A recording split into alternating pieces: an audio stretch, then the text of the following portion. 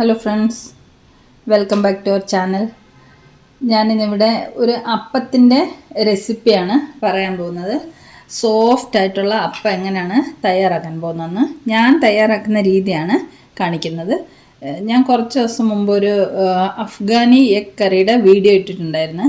അതിൻ്റെ കൂടെ ഞാൻ അപ്പം ഉണ്ടാക്കി വെച്ചിരുന്നു, പ്രസൻറ്റ് ചെയ്തിരുന്നു. അപ്പോൾ നല്ല സോഫ്റ്റ് അപ്പമായിരുന്നു. അപ്പോൾ ഒരാൾ എന്നോട് ആ സോഫ്റ്റ് അപ്പത്തിൻ്റെ റെസിപ്പി ചോദിച്ചിട്ടുണ്ടായിരുന്നു.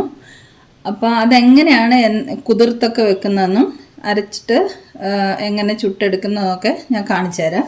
അപ്പോൾ ഞാൻ ഉണ്ടാക്കുന്ന ഒരു രീതി ഇങ്ങനെയാണ്. ഇപ്പം ഞാൻ ഇതിന് ഒരു വാട്ടി അരി എടുത്തിട്ടുണ്ട്. അതേ പാത്രത്തിന് അരപ്പാത്രം തേങ്ങ എടുത്തിട്ടുണ്ട്. അതുപോലെ തന്നെ അരപ്പാത്രം അവലെടുത്തിട്ടുണ്ട്. പിന്നെ ഒരു 1/4 സ്പൂണ് ഈസ്റ്റ് എടുത്തിട്ടുണ്ട്. ഇത് തേങ്ങാ വെള്ളമാണ്. തേങ്ങാ വെള്ളത്തിൽ ഒരു 2 സ്പൂണ് പഞ്ചസാര ഇട്ടിട്ട് വെച്ചിരുന്നതാണ് ഫ്രിഡ്ജിൽ, അതും എടുത്തിട്ടുണ്ട്. അപ്പോൾ നമുക്കിതെങ്ങനെയാണ് കുതിർത്ത് വെക്കുന്നതെന്ന് നോക്കാം. ആദ്യം നമുക്ക് ഈ അരി നല്ലതുപോലെ കഴുകി കൊണ്ടുവരാം. അരി കഴുകി കൊണ്ടുവന്നിട്ടുണ്ട്. നമുക്ക് ഈ പാത്രത്തിലാണ് അരി കുതിർക്കാൻ വെക്കുന്നത്. ആ പാത്രത്തിലേക്ക് നമുക്ക് കഴുകിയ അരി ഇട്ട് കൊടുക്കാം.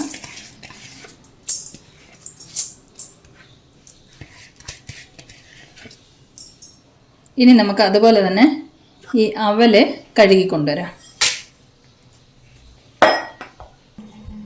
അവൽ കഴുകിയത് നമുക്ക് ഈ അരിയിലേക്ക് തന്നെ ഇട്ട് കൊടുക്കാം.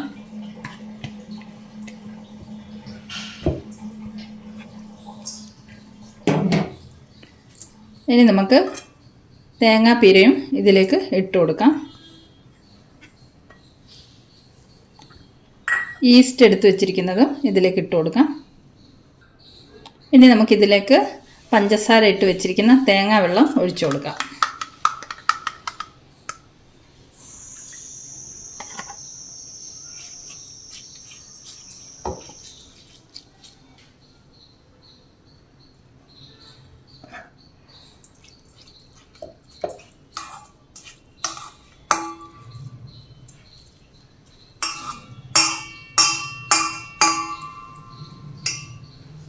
തേങ്ങാവെള്ളം ഒഴിച്ചു കൊടുത്തിട്ടുണ്ട്.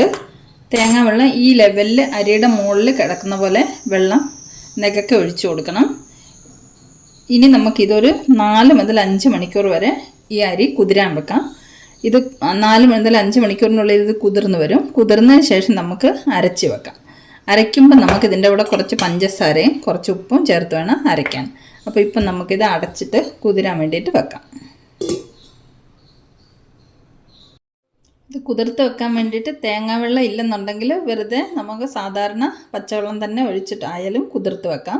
തേങ്ങാവെള്ളം ഉണ്ടെങ്കിൽ തേങ്ങാവെള്ളം യൂസ് ചെയ്താൽ മതി. നമ്മൾ അരി കുതിരാൻ വെച്ചിട്ട് 5 മണിക്കൂർ കഴിഞ്ഞിട്ടുണ്ട്.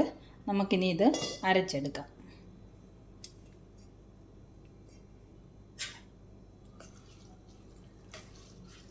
ഈ വെള്ളത്തിൽ തന്നെ നമുക്ക് അരച്ചെടുക്കണം.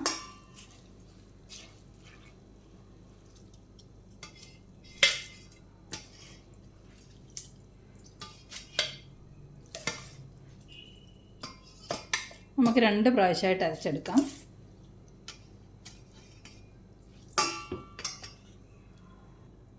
ഇതിലേക്ക് നമുക്ക് 1 ടേബിൾ സ്പൂൺ പഞ്ചസാര ചേർത്ത് കൊടുക്കാം. കുറച്ച് ഉപ്പും ചേർത്ത് കൊടുക്കാം.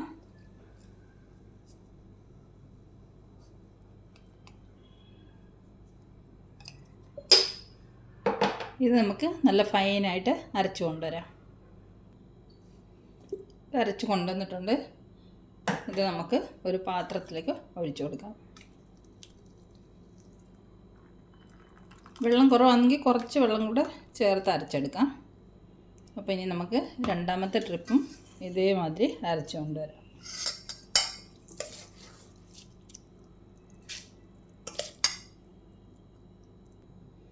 ഇതിലേക്ക് നമുക്ക് ഉപ്പും പഞ്ചസാരയും ഇട്ട് കൊടുക്കാം. 1 സ്പൂൺ പഞ്ചസാര, കുറച്ച് ഉപ്പ്, ഒരു 1/4 സ്പൂൺ, ഇത്രയും ഉപ്പും കൂടി ഇട്ട് കൊടുത്തിട്ടുണ്ട്. ഇത് നമുക്ക് നല്ലതുപോലെ അരച്ച് കൊണ്ടുവരാം. രണ്ടാമത്തെ ട്രിപ്പ് നമ്മൾ അരച്ച് കൊണ്ടുവന്നിട്ടുണ്ട്. ഇതും നമുക്ക് ഇതിലേക്ക് ഒഴിച്ചു കൊടുക്കാം.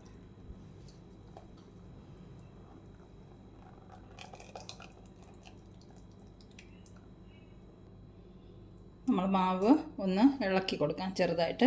നമുക്ക് 2 ട്രിപ്പായിട്ടല്ലേ അരച്ചെടുത്തത്, അപ്പോൾ രണ്ടും കൂടെ ഒന്ന് മിക്സ് ആവാൻ വേണ്ടിയിട്ട് ഒന്ന് ഇളക്കി കൊടുക്കാം.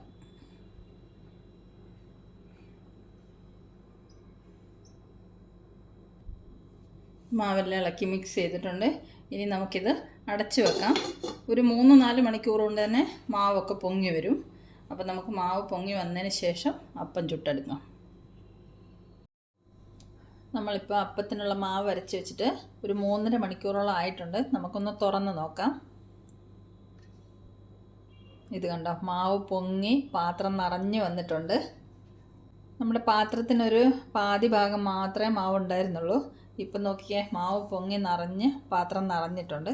നമുക്കൊന്ന് ഇളക്കി നോക്കാം.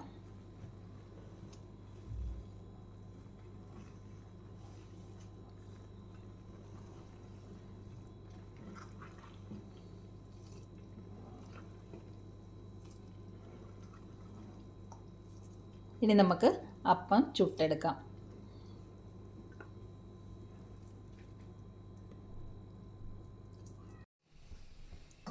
അപ്പച്ചട്ടി അടുപ്പത്ത് വെച്ച് ചൂടായിട്ടുണ്ട്. നമുക്കിനി ഒരു തവി മാവ് കോരി ഒഴിക്കാം.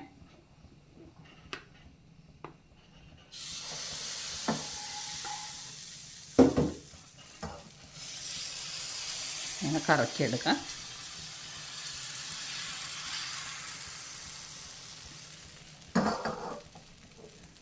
നമുക്കിത് അടച്ചു വെക്കാം.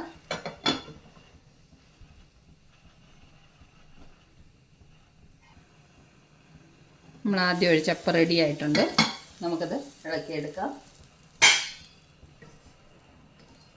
ഇത് കണ്ടോ, നല്ല സ്മൂത്തായിട്ടുള്ള അപ്പം റെഡിയായത് കണ്ടോ.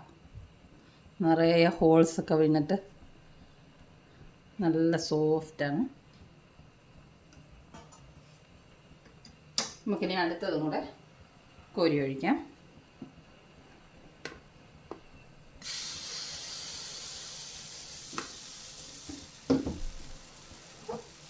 ഇളക്കി കൊടുക്കാം.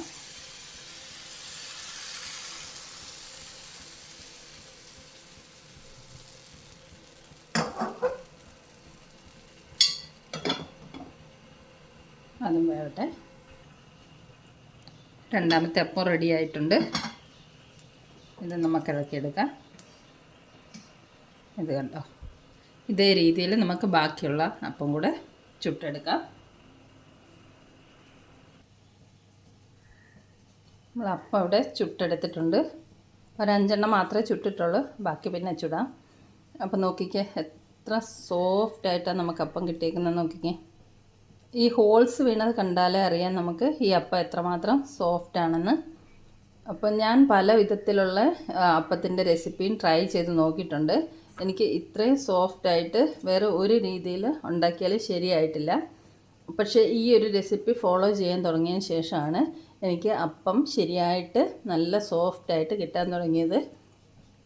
അപ്പോൾ അപ്പത്തിൻ്റെ ഈ റെസിപ്പി നിങ്ങൾക്ക് ഇഷ്ടമായെങ്കിൽ നിങ്ങളും ട്രൈ ചെയ്ത് നോക്കൂ. നല്ല സോഫ്റ്റായിട്ട് നിങ്ങൾക്ക് അപ്പം ഉണ്ടാക്കിയെടുക്കാൻ പറ്റും.